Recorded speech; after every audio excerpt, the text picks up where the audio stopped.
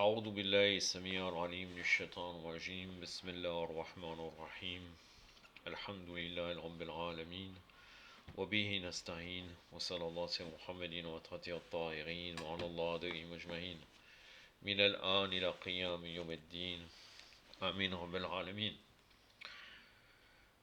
Une vidéo que j'ai intitulée Les femmes et la visite des tombes. Ça sera une réponse à Ibn Baz.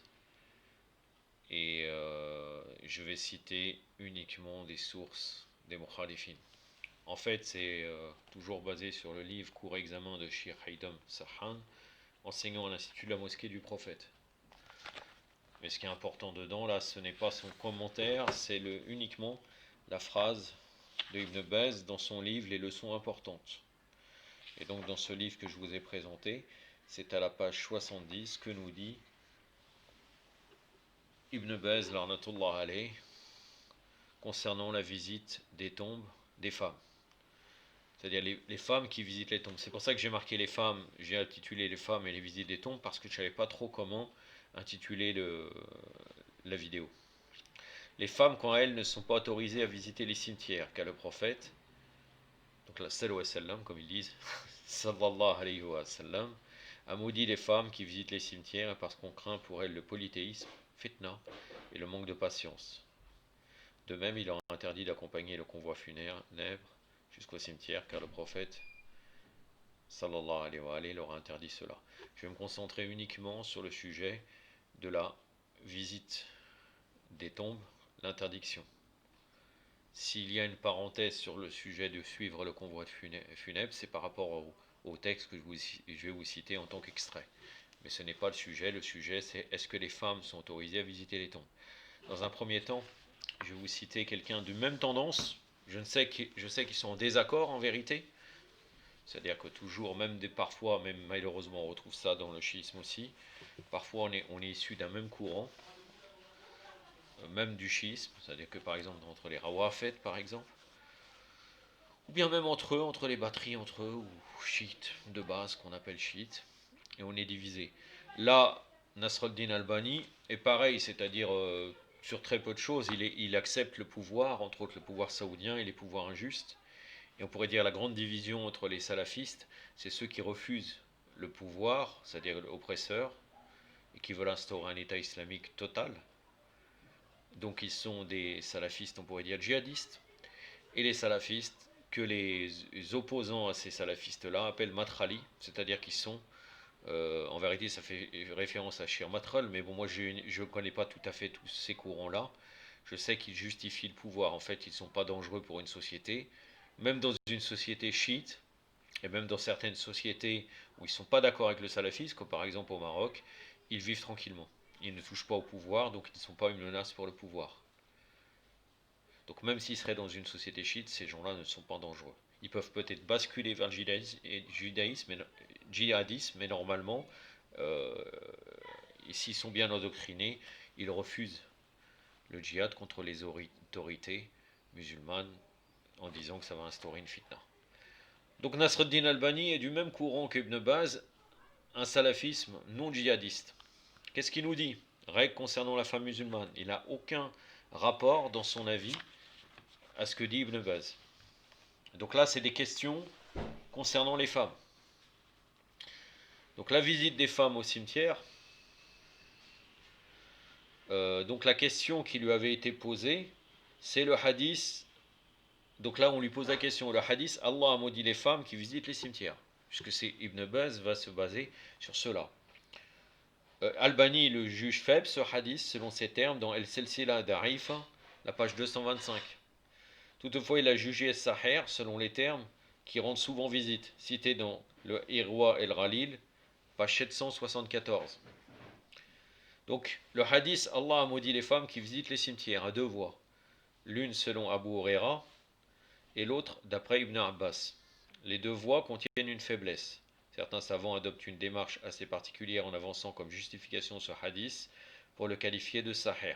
En fonction de l'autre hadith, Allah a maudit celles qui visitent souvent les cimetières. Selon eux, le terme de zawarat a le sens de celles qui visitent zairat. Donc là, ce qui est étonnant, je ne vais même pas faire attention, il marque question mais en fait l'interlocuteur n'a pas de question. Il parle sur ce sujet-là, il décrit, mais il ne pose pas de questions directement. En tout cas, Albani répond. Qu'est-ce qu'il dit? Il me semble que la réponse revêt deux aspects.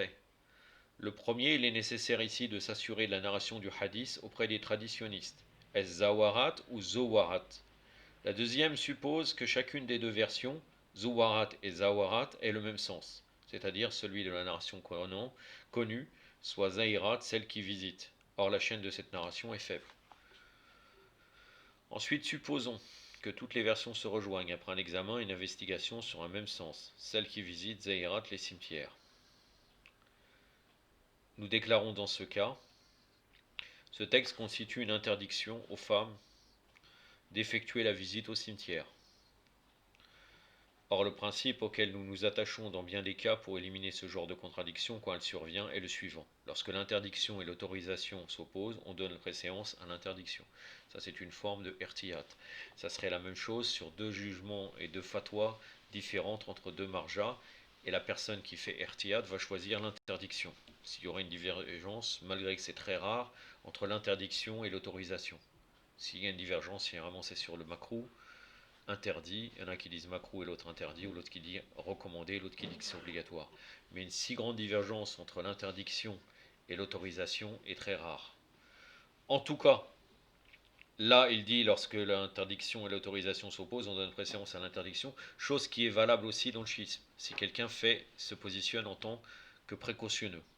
Cependant, dans le cas présent, il existe un empêchement à l'application de ce principe. Il nous le porte à le mettre sans dessus-dessous en affirmant: l'interdiction faite aux femmes de se rendre au cimetière est le pendant de l'interdiction générale du début de l'islam.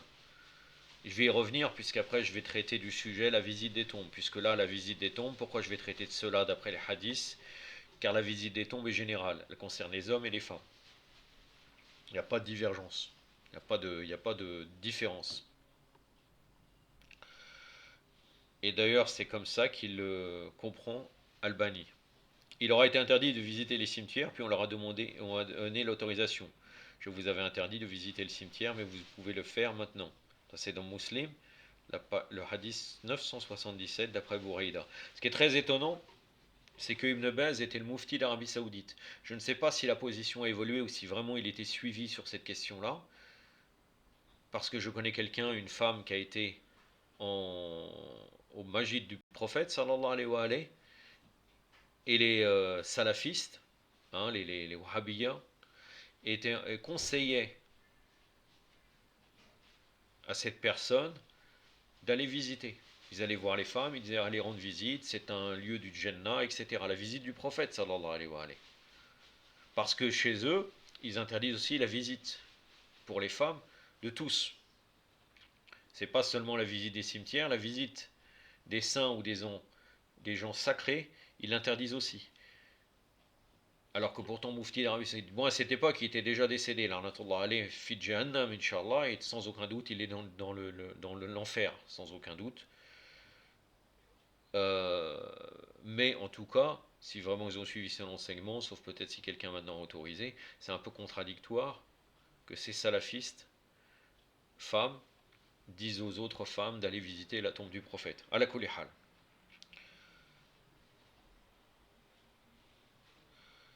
Donc, je vous avais interdit de visiter le cimetière, vous pouvez le faire maintenant. De toute évidence, vous nous avez à maintes reprises entendu dire, à ceux qui s'appuient sur ce hadith pour interdire aux femmes de se rendre au cimetière, nous répliquons lorsque le prophète, sallallahu alayhi wa alayhi, lui l'a marqué Ali salam, a dit: je vous avais interdit de visiter les cimetières. Il ne faut aucun doute que ce discours s'adressait indifféremment aux deux sexes, pardon. Personne ne pourra jamais venir affirmer: je vous ai interdit aux hommes de visiter les cimetières, l'erreur serait manifeste. C'est-à-dire le hadith démontre un caractère général, comme d'autres hadiths que je vais revenir tout à l'heure, Inch'Allah, ça ne concerne pas uniquement les hommes. C'est pertinent ce qu'il dit. Nous parvenons ainsi à la deuxième étape. Vous pouvez le faire maintenant. Le discours s'adresse ici aux femmes aussi bien qu'aux hommes. Dans ce cas, l'expression Allah maudit celle qui visite les cimetières va de pair avec l'interdiction générale. Ça concerne aussi les hommes à cette époque-là. Entre autres, une des raisons, c'était qu'il n'y avait que des mouchrikines enterrés. À partir du moment où il y a eu des musulmans qui étaient enterrés dans les cimetières, le prophète sallallahu alayhi wa alayhi a autorisé de visiter les tombes. C'est là notre première réponse. La deuxième réponse est la suivante. Le hadith dont nous tirons argument et qui va à l'encontre de leur avis sur la question est celui de Aïcha, larnatullah alayha, lorsque le messager sallallahu alayhi wa alayhi devait passer la nuit chez elle. Un hadith très connu et connu, entre autres aussi même, bien sûr, dans Ahlul Bayt, alayhi salam. Le récit se présente ainsi. Le messager était couché à ses côtés, il s'esquiva du lit, ouvrit la porte doucement et sortit. En tant que femme et être humain, elle se demanda où va-t-il par cette nuit. Il s'en alla, tandis qu'elle marchait sur ses pas, il arriva à El-Baqir et s'arrêta pour invoquer en faveur de ceux qui étaient enterrés. Elle poursuit son récit. Il s'en alla et je m'en allai aussi. Il pressa le pas et j'en fis autant. Je réintégrai la chambre et plongeai dans le lit. Le messager avait aperçu comme une silhouette, il s'approcha du lit et constata qu'elle haletait. Tel est le cas de toute personne après une course intensive. Elle a besoin de récupérer son souffle. Le messager sallallahu alayhi wa sallam lui demanda: "Oh Aïcha, pourquoi es-tu haletante?" Elle répondit: "Ce n'est rien, ô messager d'Allah." Il ajouta: "Crois-tu qu'Allah et son envoyé sont injustes envers toi?" Tout à l'heure, Gabriel est venu me dire: "Ton Seigneur te salue et t'ordonne de te rendre à Al-Baqir afin d'invoquer pour eux." Elle saisit cette occasion pour demander au messager d'Allah: "Que dois-je dire si je me rends au cimetière?" Il répliqua: "Récite: Que la paix soit sur vous, habitants de la demeure des croyants", jusqu'à la fin de l'invocation que l'on connaît. Muslim, le hadith 273 d'après Aïcha. Il y a aussi un ajout, il y a aussi normalement dans ce hadith qui existe aussi, ou bien dans une autre version chez les Mukhalifin, où le prophète sallallahu alayhi wa sallam est en colère après elle, parce qu'il l'a suivi. Et lui, il est parti en secret, suivi, il est même dit qu'il l'a poussé en lui mettant un coup de poing. Et même là, ils ont cherché à justifier comment il l'a frappé, mais c'est connu qu'il lui a mis un coup de poing ici. Et elle dit même qu'elle avait mal. C'est-à-dire elle espionne le prophète. Elle espionne le prophète sallallahu alayhi wa sallam. Maintenant, je souligne que cet événement s'est produit à Médine. Or, l'interdiction de visiter les cimetières ne peut raisonnablement pas être postérieure à la période médinoise. En effet, cette prohibition eut lieu au début de l'islam pour bloquer la porte aux expédients. C'est pour cette raison qu'il aura interdit de visiter les cimetières. Comme vous le savez, les tombes à leur époque furent responsables de la ruine du peuple de Nour, alayhi wa afdallah salat ala Muhammad wa ali Muhammad, qu'elles adoraient autre qu'Allah, subhanahu wa ta'ala. Ça, c'est ce qu'il dit. Je ne sais pas, selon Ahlul Bayt, quelle était la raison de la perdition du peuple de Noir s'ils adoraient les tombes. Sincèrement, je n'ai pas lu cela. De toute façon, quand on adore les tombes de quelqu'un autre que Ahlul Bayt ou que les sacro-saints, c'est déconseillé. Et ce n'est pas autorisé. Et d'ailleurs, il est même recommandé de raser. Pas de raser d'une manière totale comme ils le font, tout détruire, mais tous les ornements, de détruire ces tombeaux. Bien entendu, il y a des hadiths clairs, hein. Il faut faire dirayat al-hadith, mais il y a des savants qui expliquent cela. Très souvent, on ne traite pas de ce sujet-là, mais normalement, les tombeaux comme Ibn Arabi et les autres égarés, qui n'ont aucune légitimité, on devrait détruire ce qu'il y a autour de la tombe. Ça ne veut pas dire qu'on va raser la tombe totalement, mais on doit détruire tout ce qu'il y a. C'est un acte recommandé, ce n'est pas obligatoire. Je dois préciser cela parce que sinon on va me dire qu'est-ce qu'il dit, les opinions salafistes. Mais c'est dans le hadith, ce n'est pas moi qui le dis. De ce point de vue judicieux, il s'avère que la parole du prophète, je vous ai interdit de rendre visite au cimetière, a été prononcée durant la période mécoise. Cette prohibition a pu fort bien continuer pendant un certain nombre d'années, qu'Allah a voulu, mais il n'est pas raisonnable qu'elle puisse subsister jusqu'à une date postérieure à l'autorisation faite à Aïcha de visiter les cimetières. Ceci d'une part.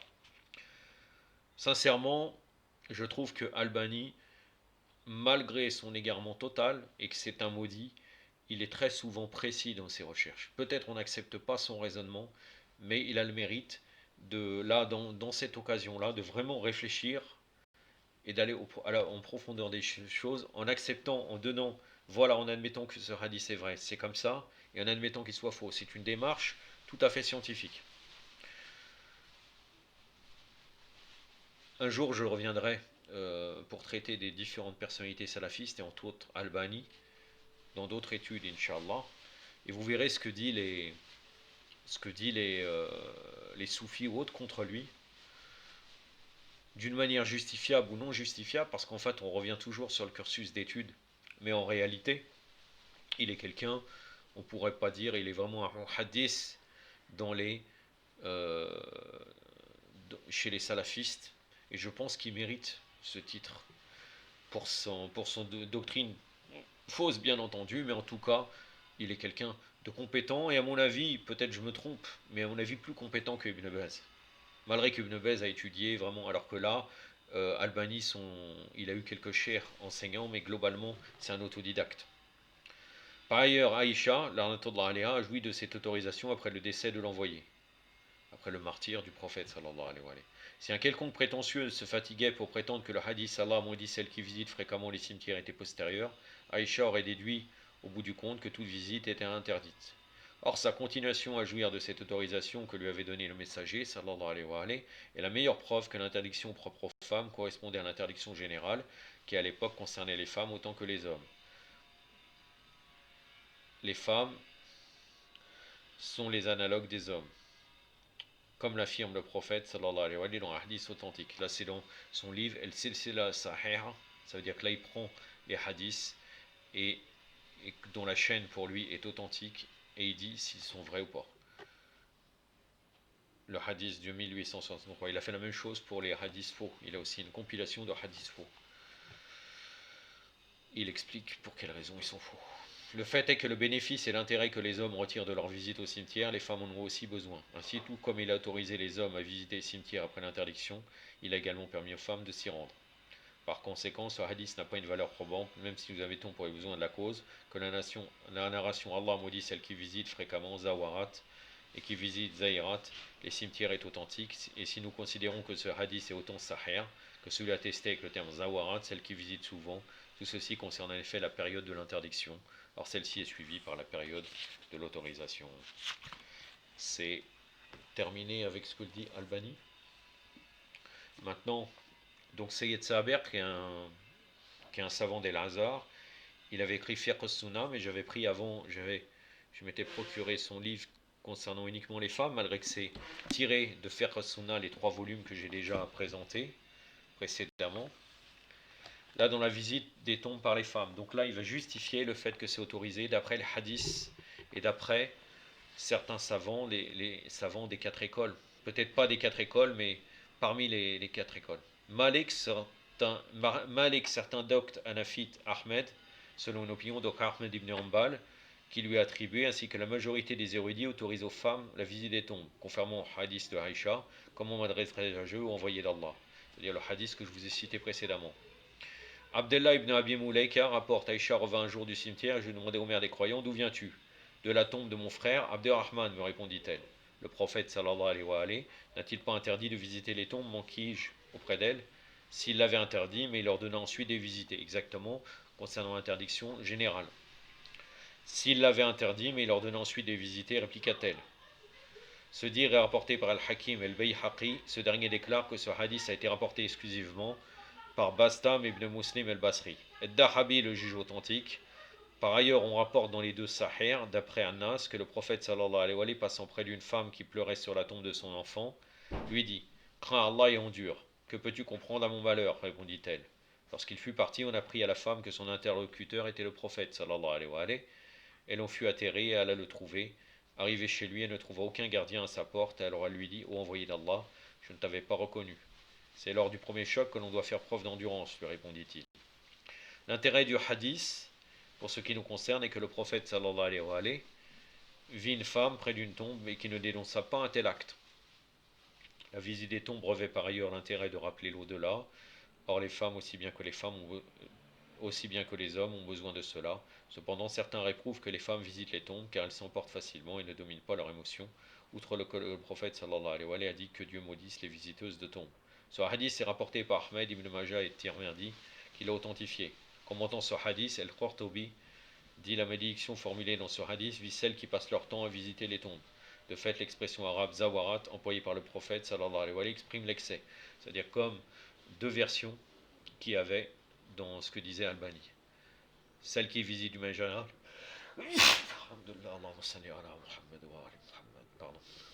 Et en fait, là, celle qui visite souvent, suivant la lecture qu'on fait du terme. En effet, ces femmes faillissent aux droits de leur époux et sont constamment exposées au regard des autres hommes. Toutefois, d'aucuns diront que si tous ces inconvénients sont évités, il n'y a pas de mal. Il n'y a pas de mal à leur autoriser de visiter les tombes, du moment que le rappel de la mort profite aussi bien à l'homme qu'à la femme. Pour sa part, Ash-Shurqani commente les propos d'El-Qurtubi et dit « C'est le raisonnement qu'il convient d'adopter pour concilier les hadiths qui semblent apparemment contradictoires. dans ce chapitre. Donc il autorise aux femmes, ça c'est l'opinion des savants d'El-Azhar et l'opinion générale des savants Bakri, la visite des tombes est autorisée pour les femmes. Maintenant, concernant la visite des tombes en général, je vais commencer par vous citer deux versets coraniques, pour justifier la visite des tombes. Allah subhanahu wa ta'ala nous dit dans Surat An-Nisa, le verset 64, si lorsqu'ils ont fait du tort à leur propre personne, ils venaient à toi en implorant le pardon d'Allah, et si le messager demandait le pardon pour eux, ils trouveraient certes Allah très accueillant au repentir, miséricordieux. Donc Surat An-Nisa, donc la sourate des femmes, la sourate numéro 4, le verset 64.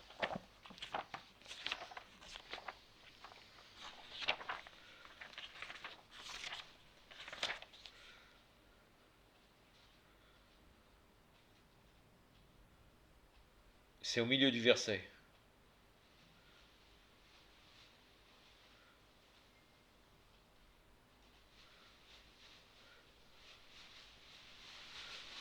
أعوذ بالله السميع العليم من الشيطان الرجيم إن ظلموا أنفسهم جاءوك فاستغفروا الله واستغفر لهم رسول جواد الله تواب الرحيم صدق الله العلي العظيم.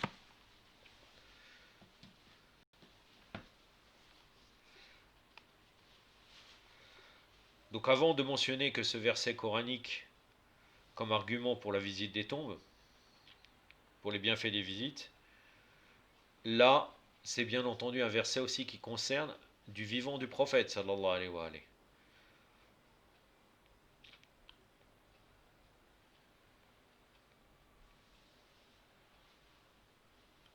Et en fait, il est d'une manière beaucoup plus générale qui le concerne aussi après son martyr sur la tombe, c'est-à-dire le fait de faire tawassul envers le prophète sallallahu alayhi wa alayhi.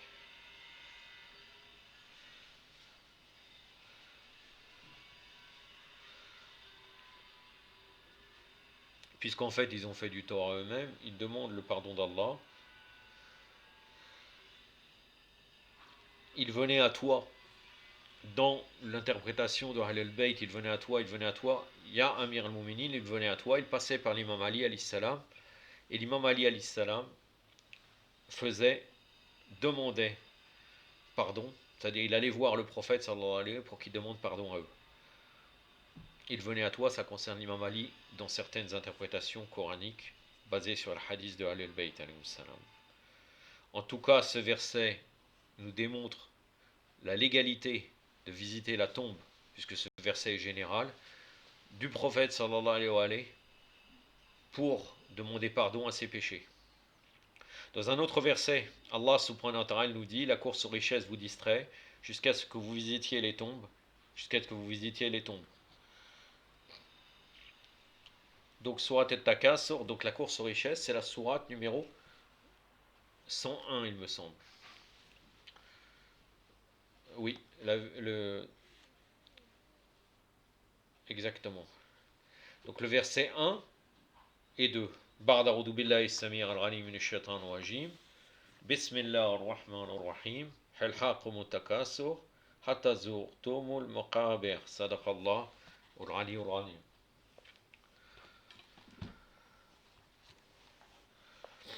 Donc là,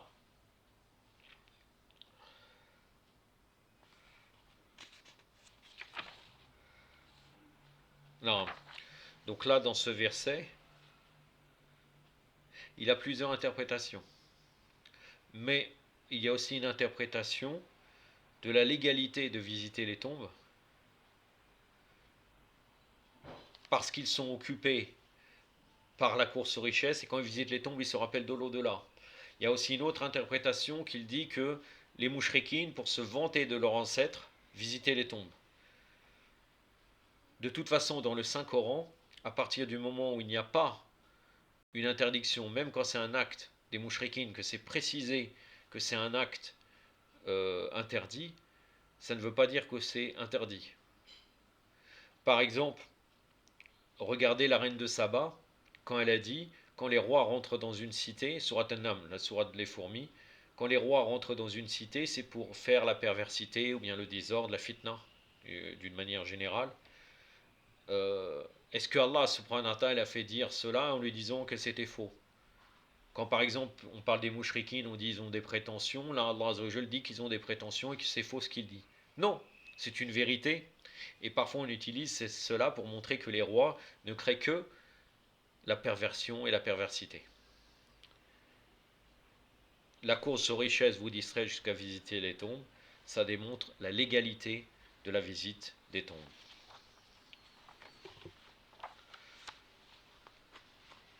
Maintenant, concernant les hadiths sur ce sujet-là, des mukhalifin. Donc, d'après Anas ibn Malik, le prophète Mohammed sallallahu alayhi wa alayhi, disait à ce propos de la visite: dans le passé, je vous ai déconseillé la visite des tombes. Maintenant, je vous la recommande car celle-ci vous rappelle la mort. Mustadrak al-Hakim, page 375.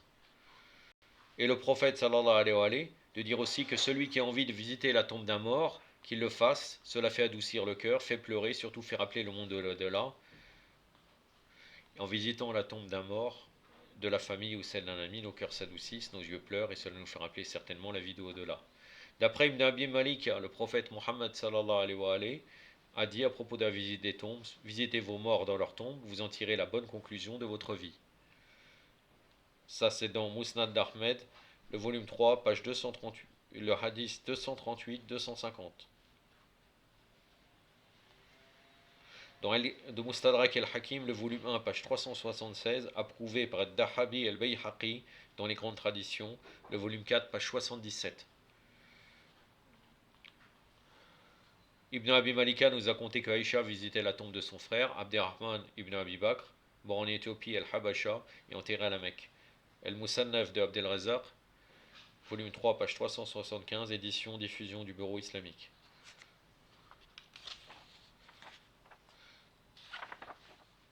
Comme précédemment, comme je vous en avais parlé précédemment, sur la visite de la tombe de son frère, de Aïcha.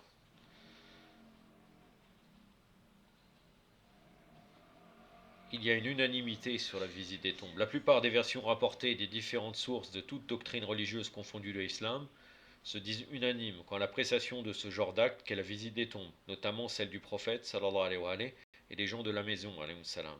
Certains des religieux des Daïra, donc là, les Zaïrites, Ibn Hazm, entre autres le chef de frise des Zaïrites, le juriste andalou malikite, qui prend uniquement dans le sens extérieur les enseignements religieux, ont même ordonné l'accomplissement de pareilles visites.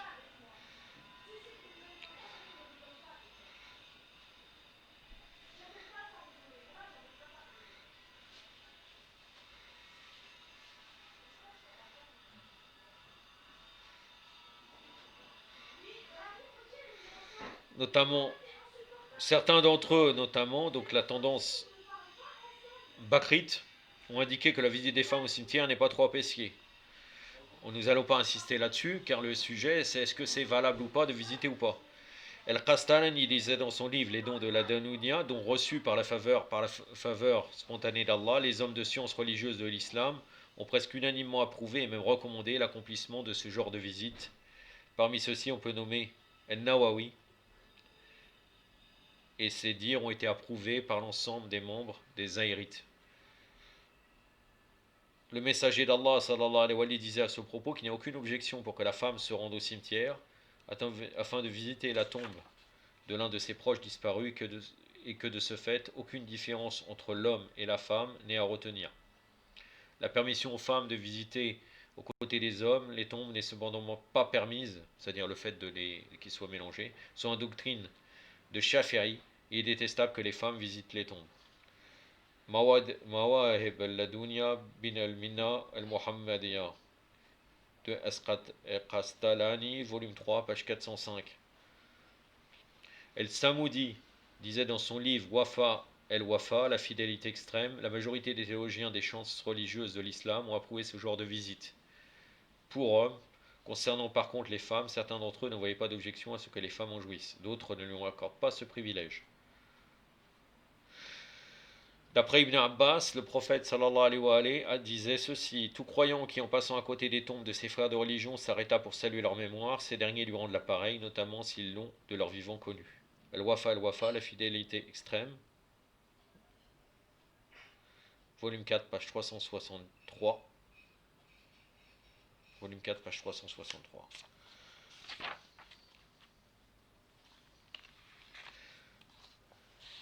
Aïcha, disait que le prophète sallallahu alayhi wa alayhi visitait souvent le cimetière d'Al-Baqir. En arrivant sur les lieux, il disait ceci: ô gens croyants en paix sur vous, vous avez obtenu ce que vous avez sollicité de votre Créateur, tombé en martyr, vous nous avez précédés, nous vous rejoindrons, Inch'Allah, si Allah le veut. Ô Allah, je vous implore de donner votre pardon aux gens de Al-Baqir et Al-Radiq. Ça vient de l'exégèse de Muslim et du livre de tradition d'Al Bayhaqi, volume 4, page 79, et le volume 5, page 249. Livre d'Al-Maqna el-Shirbiani de Al-Mourni, volume 2, page 357 et autres. Le confident et cousin du prophète, sallallahu alayhi wa sallam, l'émir des croyants Ali ibn Abi Talib alayhi salam, avait de son vivant visité les tombes. Il avait aussi parlé aux morts, version rapportée dans le livre Le récapitulatif de l'histoire de Damas d'Ibn Mandour, d'après Kamel ibn Ziyad. L'émir des croyants alayhi salam a dit ceci aux gens des tombes: vous nous manquez la vérité, vous le savez maintenant. Vous la savez maintenant. Puis l'émir des croyants s'est retourné vers moi pour me dire: si ces morts avaient eu la permission de répondre, ils diront que là où ils sont, le meilleur des provisions, c'est la piété. Ça, c'est dans le récupératif de l'histoire de Damas d'Ibn Mandour, donc une référence Bakrite, le volume 2, page 220. D'autres récits nous font savoir que Fatima alayhi salam visitait chaque vendredi la tombe de son oncle Hamza, le maître des martyrs, c'est le Shuhada de son époque. Elle pleurait à côté de celle-ci avant de prier ensuite pour l'âme du grand martyr. Ça, c'est dans les traditions de Al-Bayhaqi, volume 4, page 79, et repris par Muslim dans les deux saines traditions, Yahya ibn Yahya et Al-Hakim dans son livre Al-Mustadrak, volume 1, page 377. D'autres récits nous rapportent que la fille du prophète, alayhi salam, visitait aussi les autres tombes des martyrs de l'islam pour prier avec eux. Dans le livre Le récapitulatif de l'histoire de Damas, est paru que Isaac ibn Ibrahim a dit ceci: Hossein ibn Ali alayhi salam est allé visiter les tombes des martyrs. Le récupératif de l'histoire de Damas, le volume 7, page 192. Il nous a été conté que Nafir avait indiqué à ce propos qu'Ibn Omar passait souvent voir la tombe de son frère Waqid. Il priait pour son âme. Al-Musannaf d'Ibn Abi Shayba, de Ibn Razak ibn Abi Shayba, volume 3, page 570.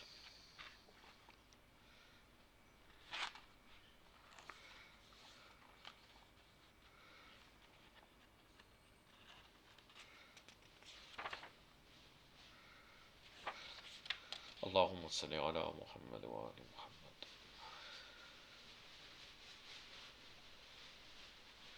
Depuis l'ère du prophète, sallallahu alayhi wa alayhi, et celle de ses compagnons jusqu'à nos jours, les musulmans ont en effet tout au long de cette longue période, comme vous pouvez le voir, embrassé et apprécié les visites des tombes, d'une manière générale, des prophètes, des apôtres, des saints, ainsi que celles des croyants là où ils sont. Tant que le but de ces visites est de se rapprocher d'Allah le Tout-Puissant via la sainteté et la piété des visités.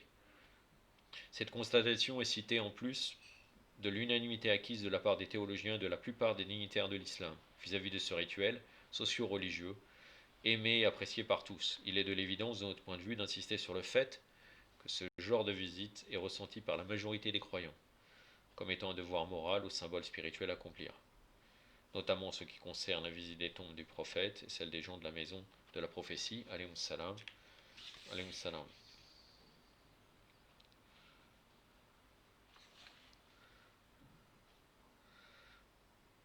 J'en ai terminé avec cela. Je pense que j'ai donné suffisamment d'arguments. Étant donné que je n'ai pas cité de récit relié avec Al-Bayt, je vais terminer avec le Mémorial des Justes, le volume 2. J'en suis au récit numéro 118, j'ai bientôt terminé. Il y a concrètement dans ce livre, il y a 124 récits, j'en suis au récit 118. Un récit intitulé Mise à la retraite, un récit très connu, très très connu chez nous. Un vieil homme chrétien qui avait travaillé et peiné toute une vie, se retrouvait sans réserve et sans économie. Il avait fini par devenir aveugle. La vieillesse, l'indigence et la cécité ajoutées l'une à l'autre ne lui avaient laissé que le recours à la mendicité. Il se tenait au coin des rues et demandait l'aumône, les gens s'apitoyaient et lui donnaient un sou. Et il poursuivait ainsi son existence amère avec juste le minimum nécessaire pour subsister. Ceci jusqu'au jour où l'imam Ali salam passant par là le vit dans cet état. Il décida de s'enquérir de la situation du vieil homme afin de savoir pourquoi il en était arrivé là. Et s'il n'avait pas d'enfant qui puisse le prendre en charge, et s'il n'existait pas une autre voie qui lui permette de passer honorablement la fin de sa vie sans devoir mendier. Les gens qui le connaissaient vinrent témoigner que ce vieil homme était chrétien, qu'il avait travaillé tant qu'il en avait la force, et qu'ayant perdu et la jeunesse et la vue, désormais incapable de travailler et dénué d'épargne, il mendiait naturellement. Surprenant, dit Ali salam. Tant qu'il en avait la capacité, vous en avez soutiré du travail, et vous l'avez à présent abandonné à son sort. Le passé de cet homme atteste qu'il a travaillé et rendu des services tant qu'il en avait l'aptitude. Par conséquent, c'est désormais au gouvernement et à la société qu'il incombe de le prendre en charge jusqu'à la fin de sa vie. Allez donc lui donner du trésor public, Beit al-Mal, une pension viagère. Donc l'imam Ali appliquait la justice d'une manière totale. Il ne délaissait pas. Il ne faisait pas comme Omar qui a justifié de privilégier les Muhajirines sur l'Ansar, les Arabes sur les non-Arabes, etc., etc. dans la gestion du Beit al-Mal. Wassal al-Shira, volume 2, page 425. أكتفي بهذا القدر وصلى الله على محمد وأطهره الطاهرين والسلام عليكم ورحمة الله.